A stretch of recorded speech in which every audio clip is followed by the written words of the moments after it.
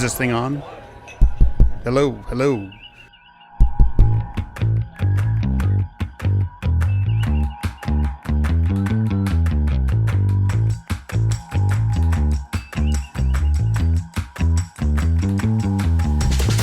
Welcome to Open Pike Night, the Strange New Worlds podcast where your personal logs are the prime directive.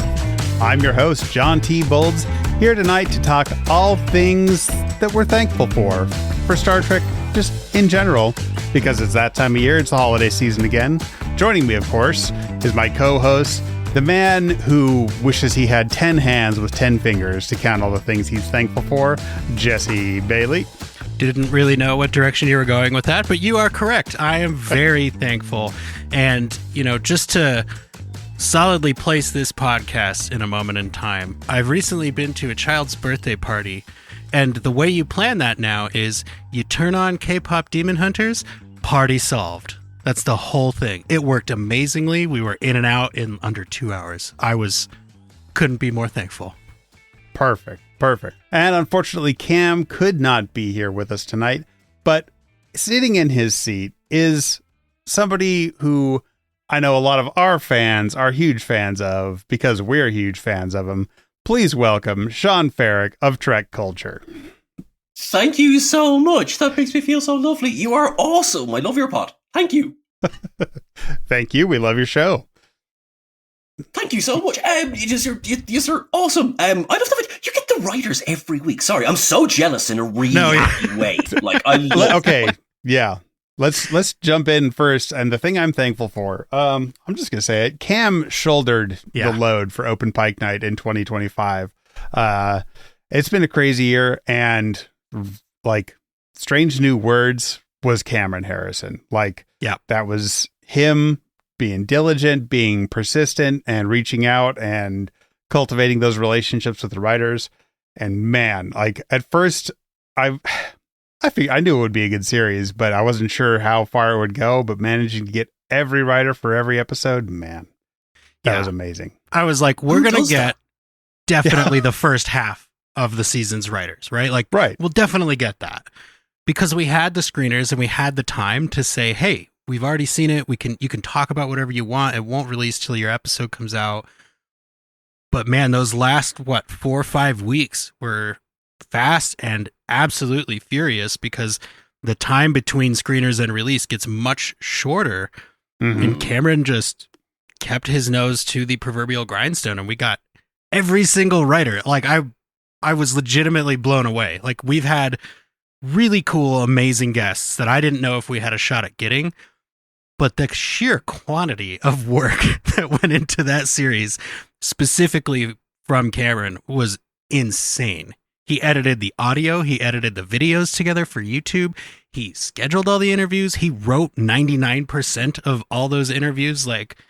Hats off to Cameron. Fully agree, John. Very grateful to Cameron and thankful for him this year. Yeah, absolutely. Sean, Just real quick, how has your Trek year been? How's 2025 been for you? Busy. It's been a year, hasn't it? We had this year, for example, we started with a movie. I went on the cruise for the first time. I got to go to the, Trek to Vegas, which was mind blowing. I've had a couple of other things happen. And then in the middle of that, we had season 3 of Strange New Worlds. We've seen trailers for Starfleet Academy. We've had things announced. This year has been bonkers. It's been absolutely bonkers. And it has happily kept us ticking over for the whole year, because yourselves, when there's years where there's maybe less new episodes coming out, sometimes you're like, okay, great. What are we going to do? Where are we going to go? I feel like there's literally been something to talk about all the time, except a merger. No one's ever talked about a merger. No, not a bit. Which is good because they shouldn't. But you're right. Even though this year was arguably one of those years where there are fewer episodes, right? We didn't have Picard and Strange New Worlds and Discovery and Strange and Lower Decks all releasing episodes at the same time. But it I don't know. I'm never one to ask for fewer episodes of Star Trek, but it feels like the pace was almost correct. by the time season 3 hit, we needed it despeately. Yeah. And by the time it was over, I feel like people were maybe at the point where they were like, I can wait a little while for some more Star Trek, which it's a good and bad thing, but I agree. This year has been bonkers. I have to mention, we have to talk about Section 31 because it hit me in such a weird way, you guys. Like, you as listeners will know that I am 99% effusive praise for whatever thing it is that we're discussing. And I was a little self-conscious because I was like, have I lost the ability to be critical of this thing that I love? And then thankfully Section 31 came out and I was like, no, I have not lost that ability because I can't with this. I cannot figure out the way into it. There are absolutely parts of it that I loved. There are things about it that are very impressive. But as a whole, I was not able to be like, I loved this thing and I think we needed this thing.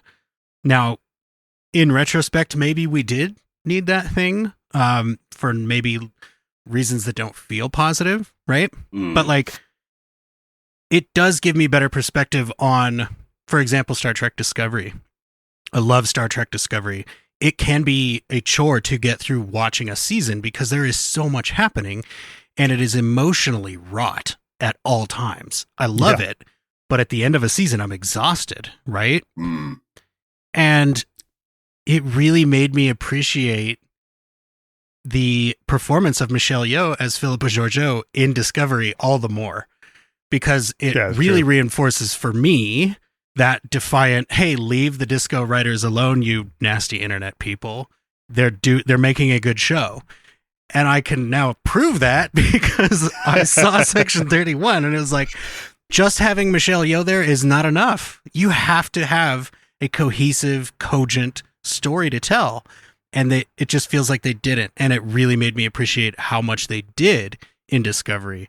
So weird way to get into gratefulness and thankfulness for Section 31, but I think it's real. And I think it is there for me.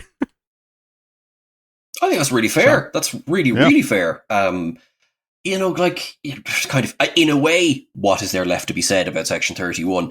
But, like, I do remember in the run up to it and everything, I remember genuinely thinking, treat it almost like a pilot because it was the first, potentially now only, streaming movie that Star Trek had tried. Obviously, we'd done TV movies in the previous era, but it was a complete experiment in form.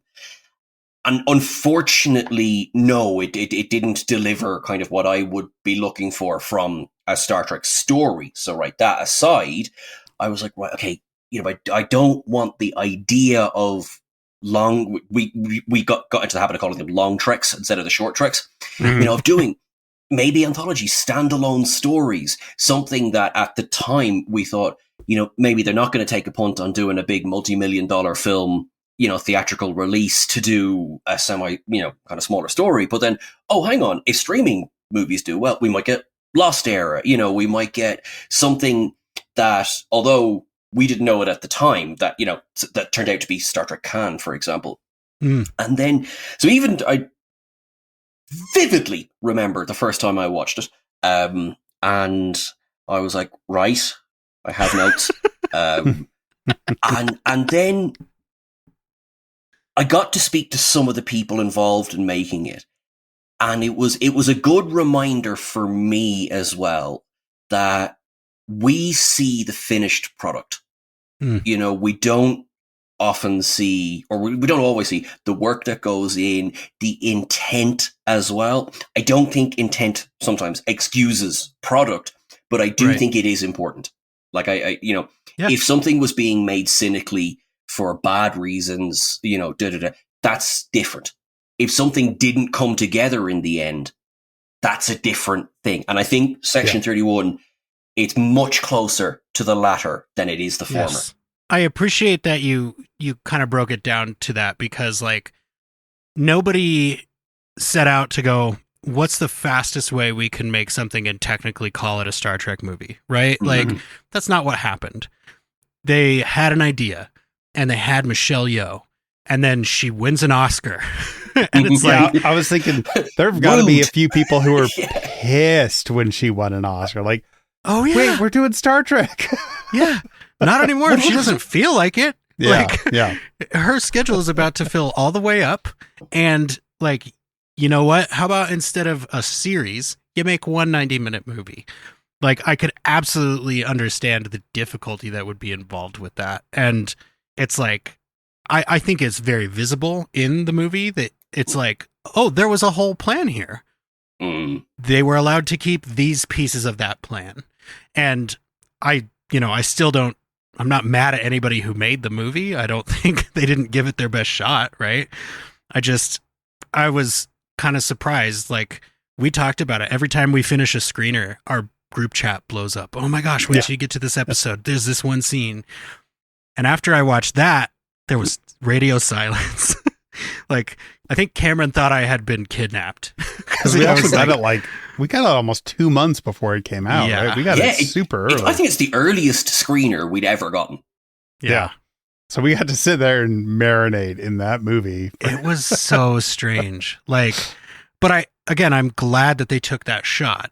And I think it's worth mentioning that, like, to your point, Sean, so much that comes out on streaming now is that cynical thing, right? Where it's like, okay, this actor's name is big, push it out. This actor's name is big, push it out. And it has no cultural relevance. There's nobody talking about it 2 months after it came out, right? I think the thing that Section 31 benefits from is that Star Trek stamp and all of the wonderful character work that Michelle Yeoh had already done. Yeah. People are going to still watch Section 31. I'm going to eventually watch it for a second time, right? I don't know that it will be because I'm doing a countdown of my favorite Trek movies ever, but there will be a point where I'm like, I'm going to watch this again. I'm going to give it another shot. They have a lot of goodwill built up. And there, like I said, there are pieces of it that are great, but I think it's worth looking at the entire situation. And you had mentioned the merger. I mean, I think there are times when you can see that a production is in disarray on multiple levels, not just the creative levels. And I think that may have been part of that. All right. Well, let's hear from our first caller tonight. Yeah. Let's hear from our first caller tonight. We'll go A to Z tonight. So let's start with Abby. Hey, Open Pike and Sean Ferrick. First of all, before I go into what I like from Trek, let's broaden it and make it a little meta and say I'm thankful for all of you. Open Pike, gentlemen, you know how much I like hanging out with you, talking with you, listening to you. It feels like hanging out with friends even when we're not in the same space, and I look forward to every drop you do. Sean, same thing. I also really enjoy the positive little message you do at the end of every video. Sometimes I really need those, and they make a difference to me, so please know that your positive Trek voices really do help a lot of people out there, even if you don't hear that from us every single time. And staying on brand for what makes me thankful from Trek itself, costumes, specifically Bernadette Croft. Every little bit of things that come out of her mind are genius, and I hope she continues for many decades yet to come because I want to geek out about them. Hope this finds you and yours well, and we'll talk soon. Abby, that was wonderful. Fantastic. I can confidently speak for everyone here when I say that you are a bright spot for us every time we hear your voice, as are all the callers. But having that consistency, like, we don't have to take costume notes. We know that Abby's going to talk about the costumes. I think we've had one call so far from Abby this year that didn't mention costumes at all. And of all everybody noticed it. Not just us, like callers noticed it. It was, people were like, after my own heart.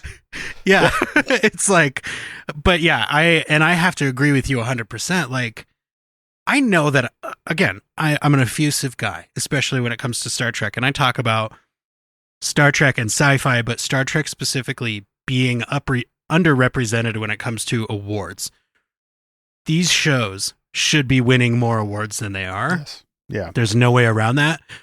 I confidently believe that eventually Bernadette Croft will have an Oscar for costume work. Like, there is no reason that should not happen. And as soon as she is working on more productions in a given year, I think it's almost a given. And I don't want to jinx her, but like, the level of craftsmanship and detail and planning and care that goes into it, like, it's mind-blowing. And I mean, Star Trek has often been known, in the previous era for, oh, look, you can see the zipper, or, oh, look how uncomfortable those poor actors are, right? Like, and all we heard from actors this year is like, they're the most comfortable clothes. I wish I could keep wearing these clothes. Yeah. So easy to move in, so easy to act in. Like, the accomplishments, the list of accomplishments is so long for Bernadette and her whole team. I do want to stress that, because she is very open about this taking the work of a village. And I think our callers and listeners understand and appreciate that as well. But I didn't want to let it go by without having said it. Bernadette and her team, you all are doing amazing work. I can't wait to see how many awards you can win. I would love for Strange New Worlds to be up for the Emmy for costume and makeup this year. I mean, I think obviously we're biased, but I feel so like deserving. Wedding Bell Blues at least has to get a nomination. Right. Yeah. I mean, I know the costumes are great all season long, but that's going to be the showcase. I bet you that's what she submits, because last time she was here with us, she asked us which episodes she should submit for. I don't think there's any way we would argue against Wedding Bell Blues. No. Mm-hmm. So, yeah. And it has more individual costumes in it than a lot of shows have in their run. Yeah. Yeah. It's a good, insane. Yeah. It's a good, just like, here's a, like info dump for one episode for this award nomination. Yeah. Yes. This will do. Yeah. I was thinking about what I was thankful for this year, and it's actually something more from, I'm thankful for the after effects of the strike. Yes, obviously in the benefits that it got for working actors and folks in front of and behind the cameras. I'm thankful that it opened more eyes to what it's like to work with a big studio and a streaming studio, and what it's like to work for a big corporation. And I'm thankful that it kind of, as we're winding down in this era of Trek, I'd say we're about to take a turn into what would be the part 2 of the new Trek era. And it kind of feels like, I would say environmentally for Paramount, that the wheels might be coming off right now and that we're going to have to get a new set at some point. I'm glad it's happening now and not when there were 4 shows airing. Yeah. When a bunch of stuff could get derailed. I'm glad Strange New Worlds is holding strong. It's a bummer it's ending, but at least it's ending, not stopping. Yes. Right. So, yeah. Big difference. I'm thankful that it just opened a lot of eyes for folks. Yeah. I think so. I just want to say just really quickly, Abby, you're a legend. Thank you for that. Like, you're awesome. I think that's a really, really, really good point. Like, when you have because we had a lot of new Star Trek since 2017. Yeah. And, more than we had when Rick Berman was running the show, which again is kind of wild to think now that, in the short-ish space of time that it's been since Discovery premiered, we're like, hang on, we've had 47 different Star Trek shows. And we've had some complete stories. We've had, like, sadly, what happened to Prodigy, and yet look at how amazing Prodigy is. Yeah. And it is a 2-season, I don't want to say it's a complete show because I will never give up hope, but if it was the full story, what an amazing 2-season run that was. You had Discovery, which I think time has been very kind to people's reactions to Discovery. I think, I want to be fair, people were maybe a bit shocked by, like, some of the changes initially. Once that dust settled and you're concentrating on what the whole picture is, as opposed to, a uniform is different or this or that. I just this week, spoiler alert for an upcoming episode, we just did the ups and downs for Vulcan Hello and Battle at the Binary Stars, because I haven't actually done those before. They are a banger of an opening pair of episodes. They are so, so good. And just all of that. But sorry, my long-winded way of saying, John, that I completely agree that if we had 5 shows airing in the middle of this merger, I think we would have seen cancellations. I think because how do you keep that many plates spinning? The fact that, like, you know, I'm going to incur the wrath of some of the internet and say one of the people I'm thankful for, honestly, Alex Kurtzman. Hell yeah. Look, yeah, you know, like whatever anybody wants to say or because it's all been said. Under Alex Kurtzman, we got Discovery, Picard, Strange New Worlds, Starfleet Academy, Scouts. Let's not forget Scouts. We got Short Treks, we got Lower Decks, we got Prodigy. You know, and that's just off the top. I'm definitely forgetting. We got Section 31. Okay, but like that's 10 different avenues of Star Trek. And then that's not even thinking of, like, you know, the other side, like the novels, the comics, all of that. You know, there's games now as well. And that is, you know, under this regime, for want of a better word, we got all of that. And if that was to, because everyone talks about contracts and but, you know, if that comes to us, I will not look at that and say, God, what an awful time that was. Can you remember when we had 10 different types of Star Trek? What a terrible time that was to be a Trekkie. Yeah. 10 different types of Star Trek in, what, 8 years? 8 years. Right? Like, that's insane. It was an embarrassment of riches. Yeah. And yeah, the there number was, 1 or 2 years there where we had 5 Star Trek shows. Right. Streaming. And knowing at least 1 year. Yeah, like, that's crazy. And knowing as we do that, so many new fans exist now because of everything that has happened in the last 8 years is amazing. Like, there are people that I could never get to watch an episode of Star Trek until I was able to say, do you remember the good-looking boyfriend from the Britney Spears movie? Well, he's a Starfleet captain now. And those people whom I'm married to were like, okay, yeah, I'll watch that. Like, let's check it out. You know? So it was like, it really did expand the fandom and the franchise. And when you go now to, for example, Star Trek Las Vegas, you'll meet people who you're thinking, oh, this must be an original series fan. I'm seeing some salt and pepper in the beard, or, you know, this, that, and the other thing. And you go, hey, so what's your Trek? And they go, oh, Lower Decks all the way. Like, it's the breadth of the franchise has gotten so much bigger under Alex Kurtzman. And I agree with you 100%, Sean. Like, I know that the capital I internet is a way about things, but like our corner of that internet, because of people specifically like Abby and the rest of the callers that we have, is such a positive place and such a welcoming place. And I think that's just so fitting for Star Trek. So I agree with you 100%. All right, let's hear from our next caller. Here is Melanie. Hi guys, and hi Sean. So you asked what I'm thankful for concerning Trek, fandom and stuff? Well, in the end, I guess I already told you that before.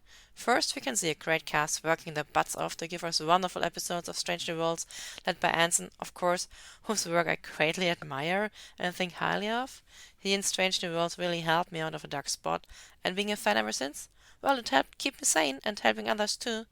But all the actors and crew are doing amazing. I just love the whole cast, and I'm really thankful for every episode we get.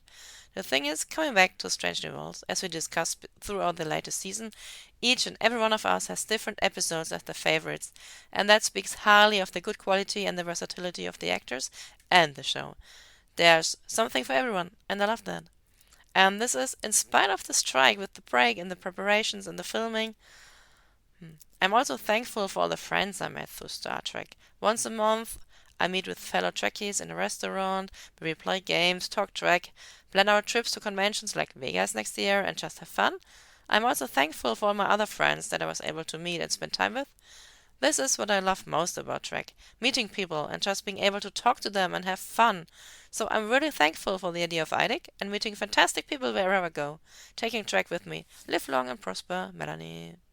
Fantastic. Melanie, we cannot wait to see you in Vegas next year. That's going to be so good. That was so awesome.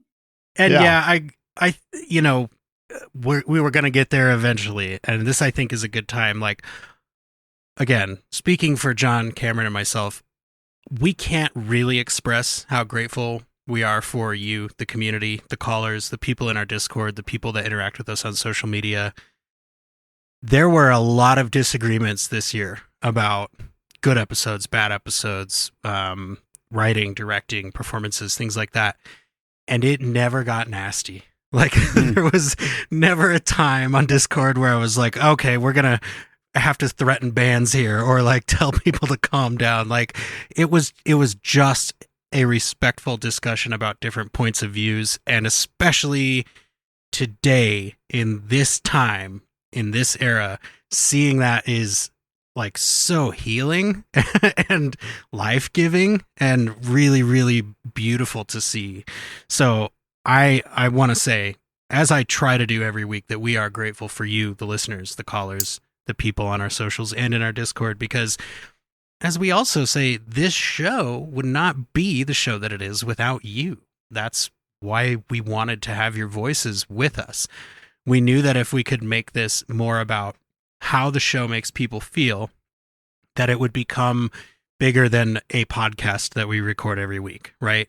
And for us, it absolutely has done that. We've made friends, like real lasting friendships, and met people in real life that we consider good, close, meaningful friends. And we're going to know those people forever. I mean, I met John and Cameron through podcasting specifically about Star Trek. And I was telling people I've known for 25 years, like, hey guys, I made a friend after I turned 30. Can you even believe that? And I've met them in real life and we spent time together and none of us are dead now. Like it was everything you could hope for when building friendships. And I think that is a great point, Melanie. And I think it's a big thing. It's probably the biggest reason that I love making Open Pike Night is we get to foster those friendships.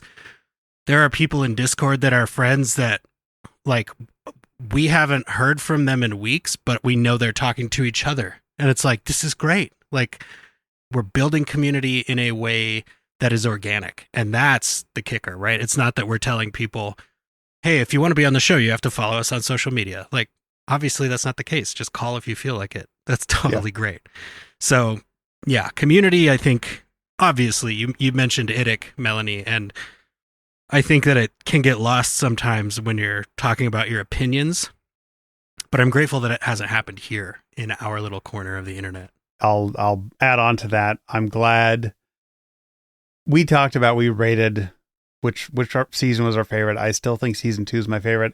I do think season 3 is the best season of Strange New Worlds so far, partly because it isn't so universal. Like it's not easy to say, oh, this is everybody's favorite episode of the season. Oh, this is going to be what, like, it is diverse enough. And, you know, it took swings. It took very different kind of swings than the last couple seasons did. And then the next season looks like it's going to, but I think it will stand out for being the product of so much turmoil, but also conveying actual turmoil in the show so very well. Yeah. And I'm interested, like how Sean was mentioning, people looking back at Discovery now can appreciate it in a different way. I'm very interested to see how season 3 is appreciated in the future. Mm-hmm. Yeah. Because 1 and 2, it's like, oh, here's our shiny new toy. And then season 2 has a musical and a Lower Decks crossover. And it's like, that is going to color your entire perception of the season, right? Like, those are all-timer episodes.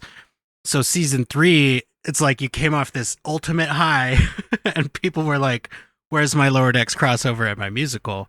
So I'm very interested to see how this is perceived in the future when you look at Strange New Worlds as a whole. Yep. Yeah. I think as well, what you get with Strange New Worlds, which Lower Decks of Speed is the episodic. Like Strange New Worlds lends itself to out of order rewatches a bit more easily than say Picard or Discovery did because they were so heavily serialized. And I do think in a very general sense, Star Trek is at its best when it's episodic. And also, mea culpa, I was the one when Voyager was airing going, I wish they did the serialization that they did on DS9. I love serialization. So it's not like I'm not a fan of serialization. I definitely am. But Strange New Worlds lends itself to, what'll I watch tonight? Judd, I'm going to stick on Ortegas and the Gorn. Which is, that to me, like, I love Wedding Bell Blues, but I love Terrarium. Like, I really do. And I love Sean Ferrick, and I'll take this moment to say, in your face, Cameron. Oh no! Have I waded into the middle of a civil war? Oh yeah, here? right in the middle. Like you stepped right into the middle, which Those is where are, like, I am with my favorite episodes. Specifically the 2 episodes, yeah. Yeah. Did you pick a favorite, John? Did you mention I said a favorite? through the lens of time. I said there's a lot who ate his tail. Yeah. But through the lens of time, I mean, it's literally just depends on the day which one of those is my favorite from the season. But I think Salat is gonna. I think that one will hold up the longest in 50 years. I think that will be the episode of season 3 most people still go back and rewatch or talk about. Yeah, I mean, unless you have good taste, and then it will be Terrarium. But that's totally cool. We're not here to talk about taste. We're here to talk about thankfulness and being grateful. Yeah. and I am grateful always, to enjoy these different viewpoints. That there you go. From afar, it's yeah. It is always nice to be able to hang up from a podcast recording and be like, oh, what in the world? Yeah. No, I think it's part of that life-giving energy I was talking about. Like, being able to have like meaningful, real disagreements with people that you know and care about. And then at the end of that conversation being like, but I still love those people, I think is really, really cool. Like, it's a good thing to be able to, it's good to be able to argue about things that amount to something that's trivial, right? Like, yeah, let's be very impassioned about this thing that kind of doesn't actually affect our lives. Because, if you were to get into other arguments about bigger things, then you might change the way that relationships work. And this is like, no, man, you can sling mud all you want. And at the end of it, you're still going to be like, but we're both into Star Trek, right? All right, cool. Yeah. Yeah, exactly. It's like, I was only having that exact conversation with someone recently, and it was kind of like, we all eat food, but we all have our preferred things that we like to eat and things that we don't like to eat. You are not wrong because you like something more or less or different from me. You are, John, but Jesse isn't. But yes. But and at the end of the day, you're just like, grand. But I'll still go for a meal with you. I'll just order something different. Yeah. And that's what Star Trek now, with 117 different seasons and series and everything, what we have is there is something for absolutely everyone. And even within that, like, as you mentioned, like in season 3, people love this, people love that, people have strong opinions, which I think that comes with the territory as well. I think, there's something about the Star Trek community that the very few people are like, it's fine. You know what I mean? Yeah. Like we tend to be all in, but yeah, so much of it is conversation as opposed to, I could just a picture of you having me up against the locker at some point, the pals, give me your lunch money, and also like this episode more. Yeah, and stop liking this other one so much. Exactly. and to build off of that, I will say I'm thankful for Star Trek for being kind of a universal icebreaker. Like in a group of strangers, Star Trek will start conversations that were otherwise stalling out. I was at a sort of gathering meetup thing arranged by a local farmer here where I live, just for folks who are different politically than most of the folks who live around me, could get together and be like, oh, there is actually a community. Like it's not alone in an ocean of red. And I was talking to a couple, and one of them, she was about 5'2", short black hair that was very like in an updo, wearing aviator sunglasses. And finally I was like, so do you watch Star Trek? She's like, oh, I watch the old ones. I'm like, you should probably watch Strange New Worlds because you're basically one of the characters from Strange New Worlds. And when we started talking about Star Trek for about 10 minutes, I'm like, yeah, you should watch Strange New Worlds. I think you're going to dig it. So, yeah. That's awesome. And I love that you were like so like perfectly vague and diplomatic about the whole politics of it until the very end of your sentence where you're like, this is what I'm talking about. Exactly. I really appreciated that. It's fun to dance around it and then just state it blatantly. So, yeah. If by this point you're listening to Open Pike Night and you don't understand that we are, either Democrat, liberal, or leftist, congratulations. Now you know. That said, I would say there's Star Trek for conservative people too. I mean, Enterprise in parts, Picard season 2. You know, you got stuff out there. Well, and it's like, I think that it's usually presented in a way that it isn't. You know, obviously there are preachy episodes of Star Trek for sure. Oh right? Yeah. But you lie. But it is very frequently With the presented first link, as here is an idea. Think about this idea. It's not saying here's the right way to think about it or here's the wrong way to think about it. It's just here's an idea.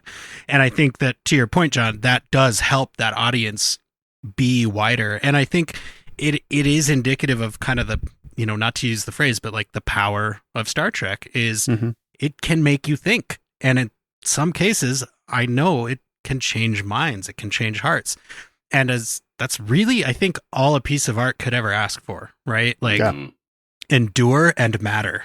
Those are the two things every person who creates something hopes that their thing will do. I just want it to endure and matter to somebody, right? And this show has been on TV for 60 freaking years in one way or another, right? Like, but as we move into the future and as we consider gratitude, I have to mention Star Trek Con. I was kind of blown away. Like, I know Doctor Who fans have lived for years in the audio drama space, and they're like, you got to check it out. It's just as good. Big Finish knows what they're doing. And I've always been skeptical in a respectful way of that until I heard Star Trek Con. And I was like, okay, this could work. Like, they could do so much in this space. The talent that they brought to that show, I mean, Kirsten Beyer, you know that we respect everything that she does. She is kind of like a Star Trek master. Like, she has all of the canon and the lore. An appropriate word. Yes. Yeah, she's got it all and she knows it well.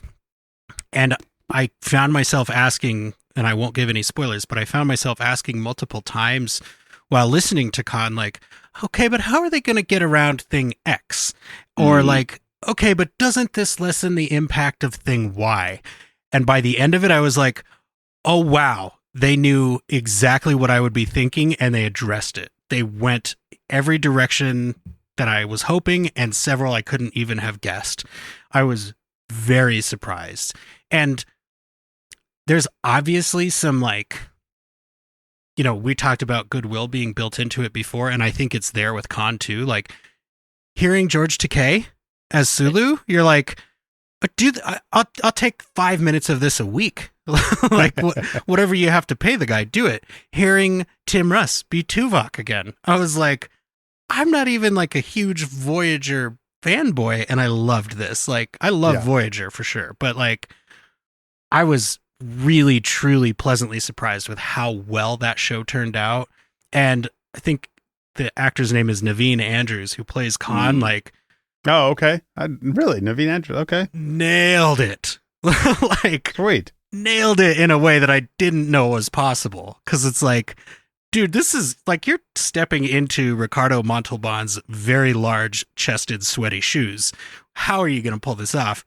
And spoiler alert, he absolutely did. Like, 100% agree. Yeah. I can see that. I have not started Khan yet. I'm in the midst of lots of studying right now, but Naveen Andrews as Khan, I'm like, oh, that actually sold me even more on it. I've always liked his work. So yeah, that's fantastic. How do I do this in it? I want to be really, really close. I want to give it, like, you know, completely spoiler free, obviously. Yeah. I would say this story of Khan, which could have felt redundant, is necessary. Oh, yes. Okay. I think that's a great way to encapsulate it, because I was like, honestly, my first honest reaction to the news, like, if you've seen the clip where Nicholas Meyer comes out and says it's going to be a podcast, like, you can kind of read on his face that he's like, I really would have preferred to do a TV show. Like, and I'm not putting words in his mouth or anything. It just felt that way to me. And my initial reaction was like, I really wish this were a TV show. Like, I would love to watch this story. But the quality that they imbued this audio series with, you're like, this is as good as a TV show. It is told in such a way that you can see it all in your head. You're not grasping for like, okay, where are they? Which character is that? Like the identities are so solid and it is so incredibly well done that I'm like, yeah, okay, now as you mentioned earlier, Sean, if we were going to get the Lost Era, this would work for that. Like, give me Rachel Garrett, give me her logs, like do whatever you got to do. Like, this is absolutely impressive. And John, I'm actually a little bit jealous because when you decide you get to listen to it, you can just binge the whole thing. Yeah. Like, I get to drive you don't back have and forth to wait to work and week to week. Yeah, like knock it out. It's I was, and I'm curious because of the three of us, of most Trek fans, like I'm. First off, I didn't see Wrath of Khan until like 3 years ago for the first time. And second, and so I'm like, everybody's like, oh, it's the best one ever. I'm like, I don't know, man. Have you seen Star Trek 6? But it's like, I very much enjoyed it. Yes, fantastic movie, but I haven't been living that movie for 40 years. Right. So it'll be interesting. I mean, I'm sure I'll enjoy it. Like I enjoyed Khan. I even like Star Trek Into Darkness. Like, it's ridiculous, but I'm just like, okay, it's fun that they are playing with it, partly because I wasn't obsessed with Wrath of Khan. Well, and they had, you could argue it was impossible for them to do Khan in a way that's going to make everybody happy. Oh, yeah. Now, yeah. I would take one step back from that and then say, did anybody ask you, are you sure you need to do Khan? But they did it in a way that, like, if you hadn't seen Wrath of Khan, or if you're a new Star Trek fan and 09 was your first thing, this is going to work for you. Like, you don't really need this whole backstory. And it's like, people talk about like, well, you didn't have the history and this, that, and the other thing. I'm like, it was an episode. Yeah. Like, it was one episode of Star Trek. Most of what you know about Khan comes from the Wrath of Khan. So, like, as long as you give him a similar backstory and have him bloviate about how angry he is, you've got most of the ingredients there. Like, so yeah, I love that it's an old interview. Well, it kind of has to be an old interview with Ricardo Montalban. But yeah, I think it's on the DVD for Khan, and he's like, I couldn't remember at all Space Seed when they approached me for Wrath of Khan. He was like, do you have the tape? Because he said he was doing it's Mr. Rourke, isn't it, from Treasure Island? Or Fantasy Island, sorry. Fantasy Island, yeah. I think Mr. Rourke, yeah. And he was like, they sent me the script and I just kept delivering it as Mr. Rourke. And he said I couldn't get back into the character because it had been 20 years. And then, yes, he watched the episode again. But yeah, as you say, I mean, that was it. Those were the two bits of story, Spacey, Wrath of Khan. And then the expanded canon happened, and all of these other stories and everything. So I have to say, fair play for Naveen Andrews for taking on the frightening task of, okay, hey, you're going to play Khan. Really? Can I play someone else, please? Who else has played him before? Ricardo Montalban and Benedict Cumberbatch. Like, here you go. Go ahead. And like, the crazy thing, John, is that I bet there are going to be more people that like this Khan than the Benedict Cumberbatch Khan. Like, for a lot of the reasons we just explained. But like, this is... it's really strange when it's not Ricardo Montalban, but your brain is like, that's Ricardo Montalban. Like, that's interesting. The entire time. It's a really impressive magic trick. I was very grateful and blown away. And I'm grateful that they were given the chance to do that, because like the amount of negotiation that must have happened to get that, I can't even imagine. Like, you have to let us tell this story. And I can't really explain to you why, because you're probably a studio head and not really a Trekkie, but you have to let us do this. And like, it was showing up in my podcast feed, in my podcast app at the top of like suggested and new and things like that. It wasn't just people who had already subscribed, right? It was like, no, this is being pushed because a ton of people are discovering it. And I really hope that whatever happens, that we get more Star Trek audio dramas. Yeah. Because it's such it seems like a no-brainer. It's a rich audio environment to live in anyway. Like, how many little bleeps and bloops can you hear and go, oh, that's a Star Trek bleep bloop, not a Star Wars bleep bloop, not a Doctor Who bleep bloop. Like, you can just do that. So it's the groundwork and foundation has been laid, and I really hope we get more of it. All right. Well, we've got one more call tonight. Let's go to our friend Zoe. OPN Pike Night. This is the USS Cinema. Zoe Richardson, Captain Commanding, also host of Backlook Cinema, the podcast. And the thing that I am grateful in Star Trek is that we are getting Star Trek. Like, we're getting new shows. We know that we have at least 2 more seasons of a great Star Trek show. And then there are other new shows coming down the line. There's Starfleet Academy, and there's perhaps a Star Trek movie. Who knows? It's like, who knows what the future holds for Star Trek. But it's a lot of great Star Trek news. Even maybe whisperings of a Star Trek Year 1. I think that I'm feeling positive about Star Trek, and it makes me feel great that we're getting great stories from a franchise that we all enjoy so dearly. So that is what I'm thankful for. Live long and prosper. Richardson out.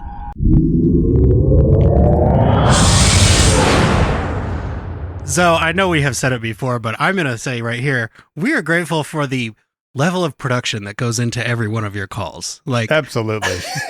The immersion, the character, man, you're nailing it. Like, please check out Zoe's podcast, Backlook Cinema. Also, obviously, check out Abby's podcast, First Flight, especially if you're really into Enterprise. They do a great job making that show as beloved as it deserves to be, right? I am on record as that not being my favorite Star Trek, but it matters to me that people out there see it as their favorite Star Trek and are dedicating time and love to it, because that's what Star Trek is about and what it deserves.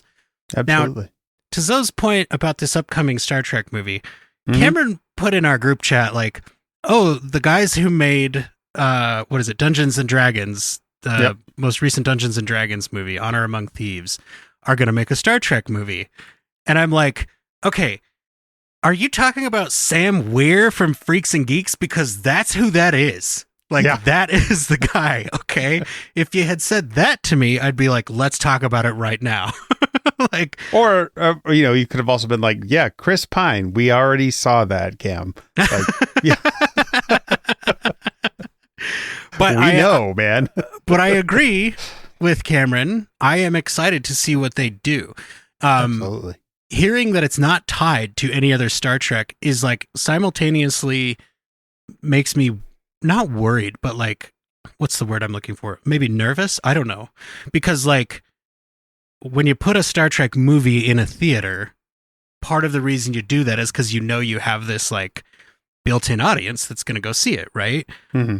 But I think at this point, it has been enough time and there is enough want for more Star Trek movies to say, okay, it's in Star Trek, but it's not Captain Kirk, it's not Spock, it's not Picard, it's not these characters that you expect.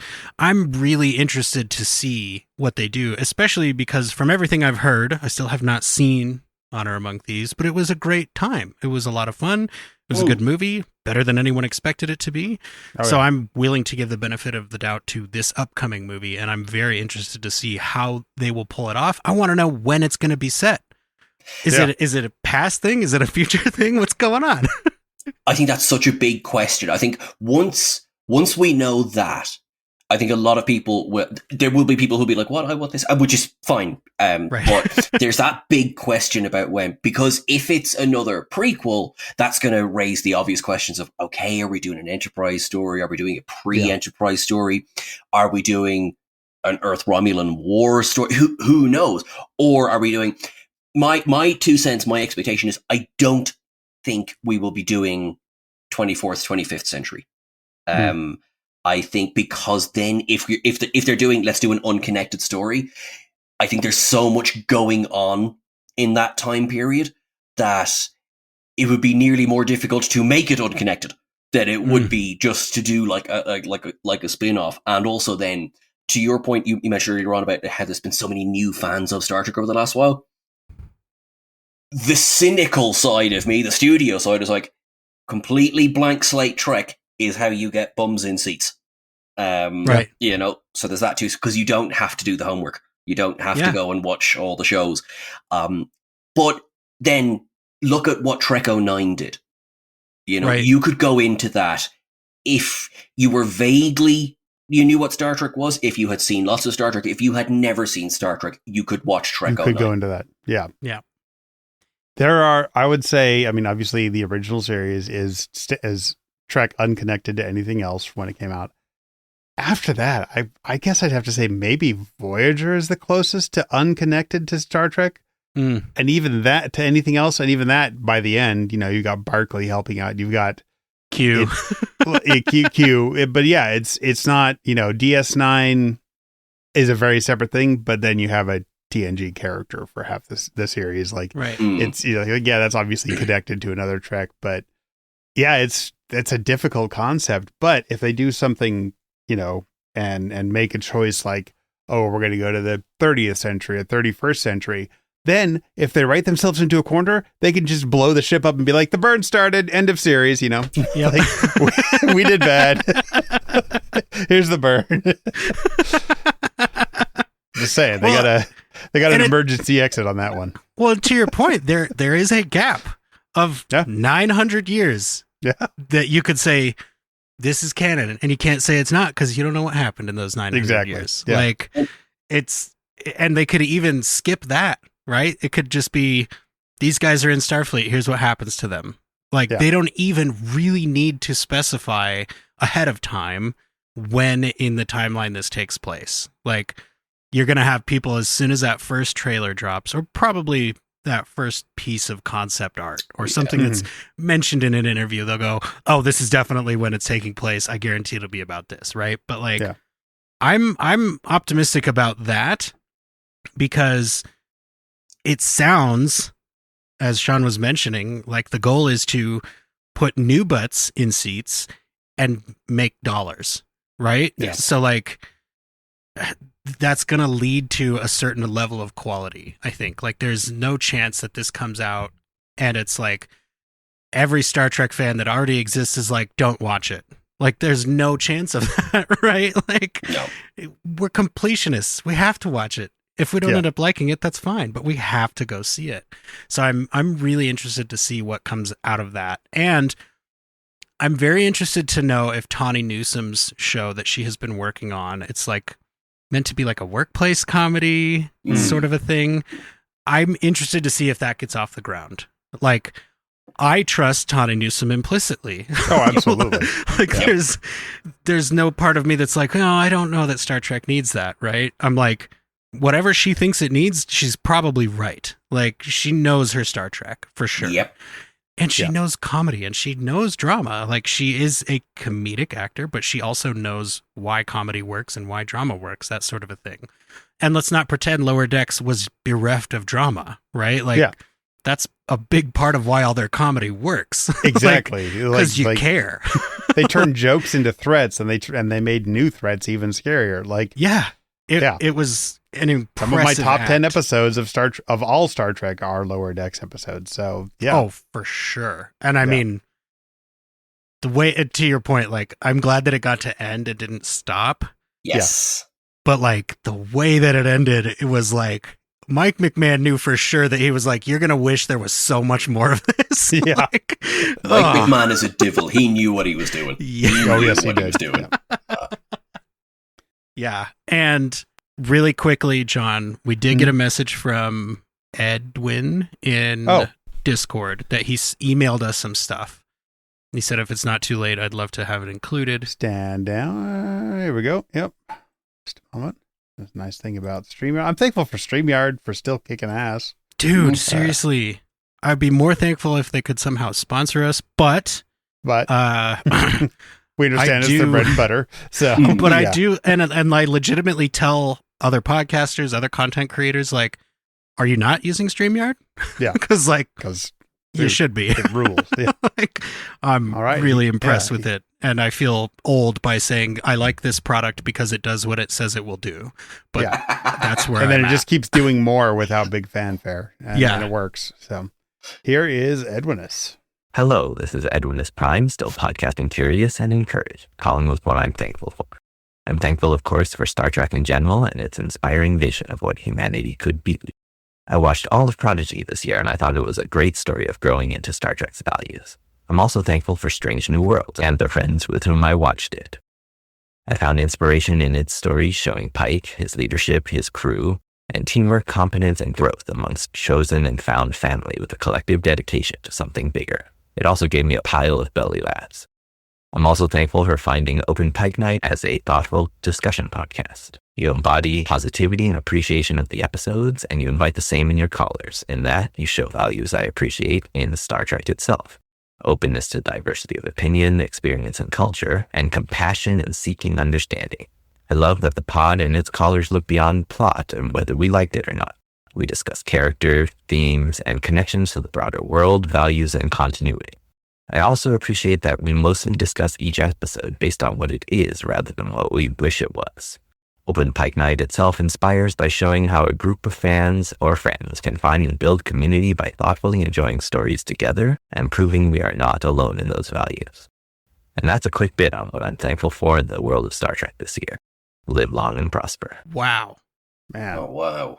How do we, like, should we write a book and put that on the jacket? Like, how do we, how do we put that in front of more people? That was amazing. And thank you. And did you say your podcast Curious? Because you should absolutely have a podcast. Your voice is like butter, my friend. Like, do something and I will listen to it. It does not matter what it's about. Absolutely. Yeah. And again, I appreciate, this community is a fantastic community, and it's nice to find people who are discovering new Trek, not just new, but just new to discovering Trek also. I'm never going to claim that we have done everything perfectly well over the last 3 years, but it sure feels like we're doing a lot of it right. And it means a lot when we get feedback like that we are. Not that I've ever felt like we haven't gotten good feedback. This community is extremely supportive. Yeah, Edwin, that was deeply touching, and I thank you again. And to your point, John, there was one time somebody on the internet said they didn't like us, and they did it in a review. Yeah, and immediately we got more reviews like, whoever said that is wrong. What does it matter with that person? Like, what are you not listening to the same show I'm listening to? And I'm so grateful for that. Like, it's, obviously not everybody's going to like everything that we do. But to Edwin's point, that's kind of the essence of the show. And I'm so grateful to hear that and grateful to feel that every time we make an episode. And it echoes a lot of what I'm grateful for as a whole, right? Like, for me, as a person who doesn't have a lot of real life, like Star Trek friends, right? There's not a lot of people in my daily life where I can geek out and talk about Star Trek with. They are there, and I love them and appreciate them and could probably not live without them. But to be able to access this wider internet community and make those real friendships is invaluable. Like going to Star Trek Las Vegas and having people come up to us and say, I was a little bit nervous to approach you, but I knew you were the Open Pike Night guys and I had to say something. I was like, I'm going to cry right now. Like, it's a good thing Cameron is here I've ever heard. To talk. Yeah. Like, this is amazing. And like Katie, from our Discord was there this year, and she was like, my dad is not really into the new show, but he knows how much I like your show. And we decided to come here. We drove together. It was like, this is a real thing. Right? Like, it's a real thing. And then, of course, you get to meet actual celebrities like Sean Ferrick, where you're walking down the hall and you're like, dude, that right there is Sean Ferrick. We have to go talk to him. Now, because it's Sean Ferrick, you have to kind of wait in line and wait for other people to stop talking to him, but absolutely worth the wait. I was like, there's no way we get out of this without talking to Sean. And Cameron was like, completely agree. And we did. And I'm grateful to have met you, Sean. And I want to say thank you on behalf of all of us and all the listeners for coming on Open Pike Night. Because as far as like big name, well-known professional Trekkies, you're up there, man. Like, you're top of the list. So thank you. S tier. Yeah. Yeah. Gee, I'm just blushing over here. Like, Like we also no to be very fair as well. Just, that line that we were waiting, it was the cue for the urinal. Now, to be fair, that's what. But like it's an important line. Yeah. There's a certain time of the day. It's a very important line. No, I'm joking because I'm beaming. Thank you. It meant a hell of a lot when you came up at Vegas, and being invited onto the show means a hell of a lot as well, because kind of to what you were saying as well. I'm just a Trekkie from Ireland, and I am super, super lucky. I'm super fortunate. We make some videos and we put them out, and initially we were like, I hope some people watch them, and then some people did, and like exactly the way that you are describing, the people who leave such wonderful feedback, and people leave critical feedback as well, which is absolutely fine, but it's just, it is always bigger than sitting in front of a mic, kind of giving your thoughts. And there are days when I'm like, oh my God, I kind of, you watch an episode and you're like, okay, I'll write down my thoughts, and okay, we're going to talk about our thoughts. And you sometimes kind of forget, like, there are thousands of people doing the same. They're watching that same episode. They are having their thoughts. And when that community comes together, it is the most uplifting, wonderful feeling in the world. You are doing amazing work, because I can see it. I see it in the feedback of your pod, and I see it in the way that you are. Because we are content creators in a world where if you wanted to do the easy job and get clicks, you'd put up a clickbait headline. If you want, you can.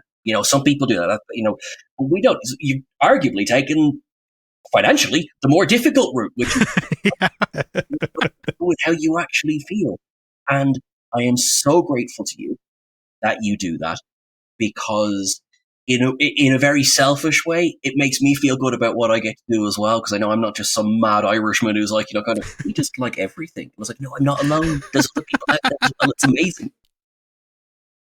Yeah, and I'm grateful that, even though Cameron doesn't have a beard, he really does. He brings to this show specifically a level of analysis that is so far beyond me. Because, like, specifically when I first started listening to Green Shirt, Cameron's podcast where he watches TNG for the first time, I was like, he knows stuff about how this is made that I've never even thought of. Like, I've seen TNG 15 times through, but it never occurred to me to ask this production question or to ask this story question, that kind of a thing. So there is so much that I've learned from Cameron about, like, the process and the way that you go about analyzing something that I would just not have without him. And that goes for John as well, because there are things that Cameron and I will argue about for 15 minutes, and then John will say, here's the answer. And it's like, oh no, John is correct. Like, John's definitely correct about that. And it's like, we kind of joke that he's our adult. But like, everybody needs an adult sometimes. So like, thank you for being our adult, John. Like, I've been an adult since I was like 13 years old. I always wanted to be a grown up when I was a kid, and not just like, I want to be able to drive. I'm like, no, I want to just be able to do whatever I want to do. Yeah. And I like being an adult, man. It's fun. Born with a briefcase. I'm glad you love it, because there's nothing more terrifying than someone says, we need an adult, and they point at you and you're like, oh God, no. Oh no. You don't want. Are you kidding? That's when you thrive, man. You're like, damn right. All right, let's do this. Yeah. This facial hair is arguably cosplay in a lot of ways. Like, this is here so that you might deign to listen to an opinion that I give you. It's not because I'm like, I have my life together or anything like that. But yeah, I am very grateful to have made the connections that we've made. Sean, like, I know that we live in a world of spoilers and things like that, and you're not supposed to spoil things, but spoiler alert, folks, we're gonna be inviting Sean back. Like, we gotta have more Sean here on Open Pike Night. And I joke with Cameron, and everybody knows that I love Cameron. Cameron needs the benefit of your presence. Like, he's currently at work, And we do always say here at Open Pike Night that real life comes first, and we believe in that. That's true. Like, as Sean mentioned, we don't do this for the money. So, but we're going to need more Sean in our lives, and I'm very grateful to have the opportunity to even ask you about it. So please keep your eyes open. We will be sending you more messages for sure. Oh my God, thank you so much. You're so going to regret this invitation. I'm never going to leave. I'm going to be like a bad smell just hanging around. No, please don't bring your umbrella of more Trek celebrity to our podcast. No, oh my gosh, what have we done? Like my Rolodex of restraining orders. Like, yeah, exactly. For those of you out there of a certain age, a Rolodex is a little piece of organizational furniture. You place it on your desk. Yeah, go to your address book in your phone. It's a flat Rolodex, basically. Yeah.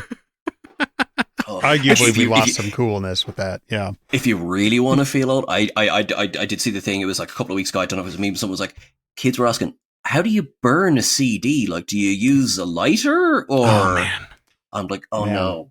Or the ones who don't understand the relationship between a cassette and a pencil. Right. Oh yeah.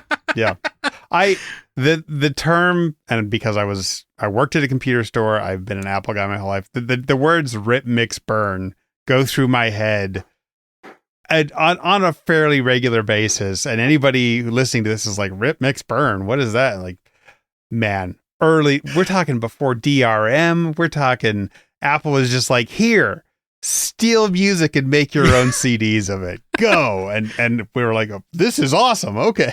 Netflix actually used to physically mail you DVDs. Yeah. And you could just copy those. Yep. Like, handbrake, baby. Handbrake. My all the dad way. has a spindle of 1,000 DVDs that he did not buy.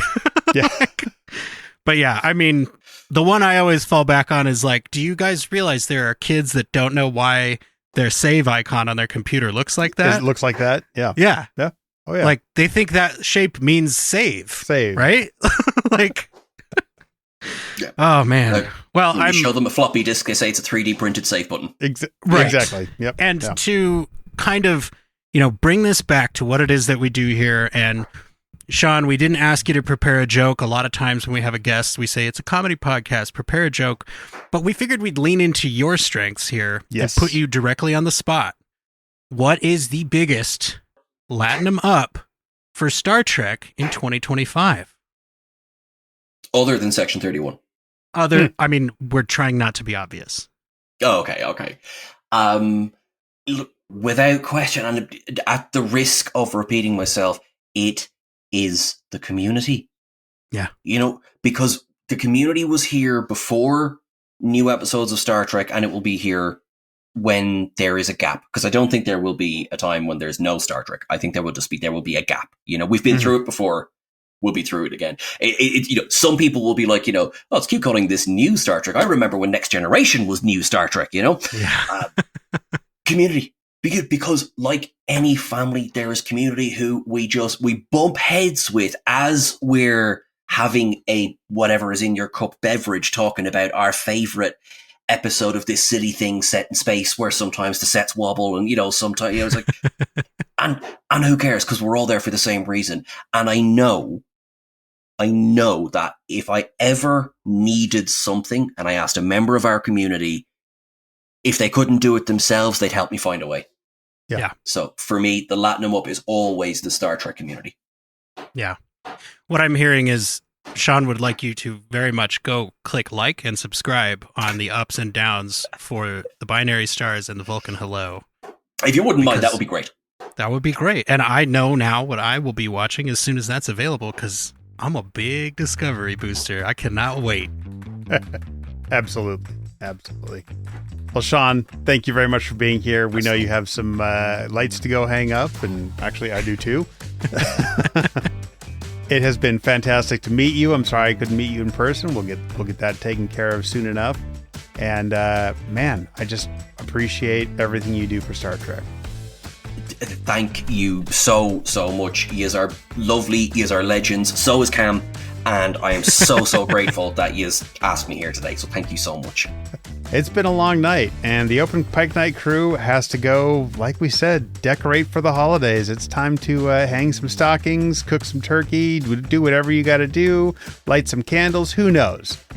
But be sure to clean up after yourselves. Be sure to tip your servers. You can go anywhere you want, but you can't stay here. Oh, and be sure to re-listen to the music of Strange New World Season 3 for reasons.